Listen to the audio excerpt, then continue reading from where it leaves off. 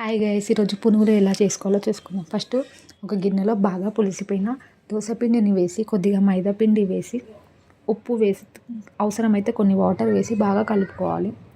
బాగా కలుపుకున్న తర్వాత పెరుగు ఉంటే పెరుగు వేసుకోండి, పెరుగు లేకపోతే కొద్దిగా సోడా వేసి 5 మినిట్స్ బాగా బీట్ చేయండి పిండిని. బాగా బీట్ చేసిన తర్వాత మూత పెట్టి ఒక 5 మినిట్స్ వదిలేయాలి. వదిలేసిన తర్వాత మళ్ళీ కొంచెంసేపు బీట్ చేసి పొయ్యి వెలిగించి కడాయి పెట్టి అందులో తగినంత ఆయిల్ వేసి మనం ముందే కలిపి పెట్టుకునే మిశ్రమాన్ని చిన్న రౌండ్లుగా వేసుకోవాలి.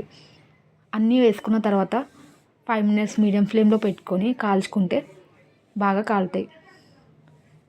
అన్నీ పునుగులుగా వేసుకున్న తర్వాత దీనికి చట్నీ ఎలా చేసుకోవాలో చూసుకుందాం. ఫస్ట్ పొయ్యి వెలిగించి కడాయి పెట్టి అందులో పల్లీలు వేసి బాగా వేయించుకోవాలి.